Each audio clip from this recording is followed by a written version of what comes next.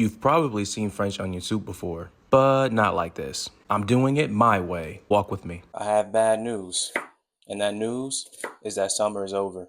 Your hot girl summer is over. It's time to put some clothes on and stay inside. But fear not, I have the perfect thing to welcome the changing of the guard, the changing of the time of year. And that thing is French onion inspired soup. Now you might be thinking to yourself, did this clown just say French onion inspired soup?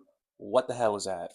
It's exactly as you hear. This soup will be very similar to French onion soup, but I'm doing some things differently. And instead of calling it a French onion soup and having everybody come for my neck ready to give me the guillotine, I'm making that distinction now. Now, whether you're making actual French onion soup or you're making this recipe, it all starts the same. You're gonna cut onion into thin half moons. You're gonna cut a lot of onion into thin half moons, I should say. This will be a lot easier if you could go to the store and buy real big onions. You get like 4 of those real big onions and you're straight. Unfortunately for me, at the supermarket I go to, there's no such thing as real big onions. I could spend this whole video complaining about the supermarket that I shop at, but I'm not going to.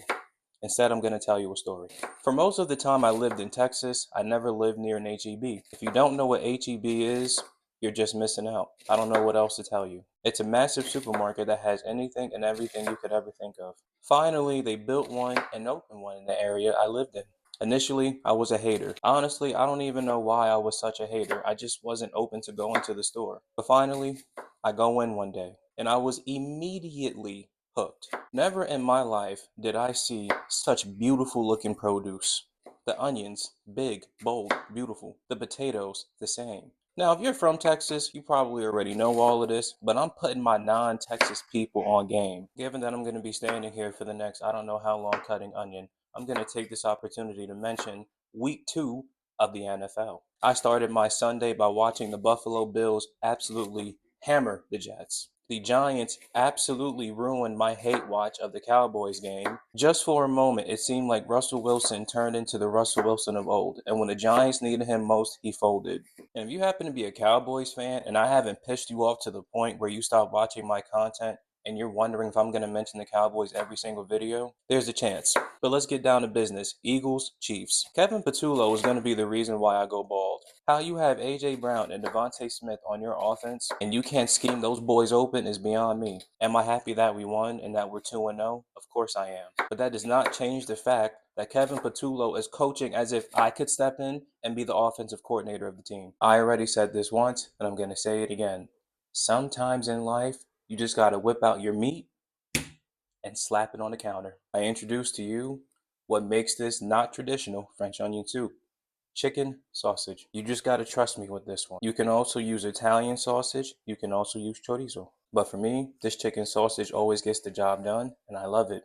But like I was saying before, the summer is over, the weather is breaking, it's going to be cold out. And if you don't have a soup recipe in your arsenal that you can make to keep you warm, then honestly, what are you even doing? Now, I know there are some people in my personal life that love the summer. They live by the summer, they die by the summer, they can't stand the cold. You see, me, I'm the opposite. While I may turn pale and lose my color during this time of the year, I absolutely love fall and winter. There are no mosquitoes buzzing in your face. You don't have to worry about the insects being a pain in your rear end. Plus, it snows, and who doesn't love snow? But as you can see, we're cutting this sausage into smaller cubes. We're going to brown it up in the pan, and the onion's going to go in that right after. The sausage is cubed. We get it in the pot.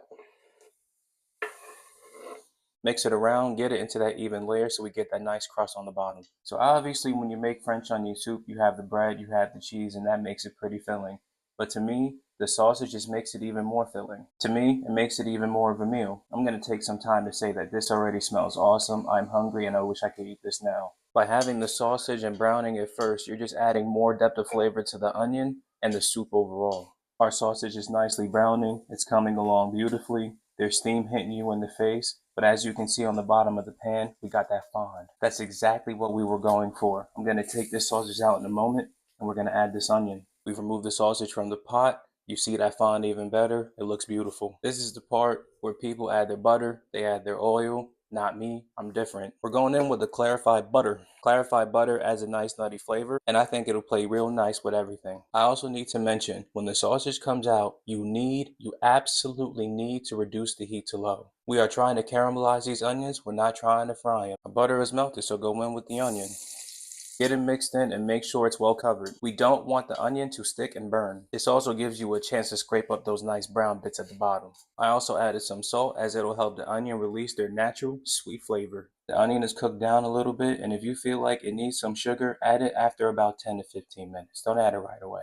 Wait and see how it's coming along without the sugar first. I don't know if I mentioned this already, but you're going to want to mix it every 3 to 5 minutes. Some time has passed and the onion is indeed coming along. Generally speaking, I am an impatient person, so it would be nice if these onions hurried the hell up. A lot of time has passed, and to be honest, my patience has been tested quite a bit.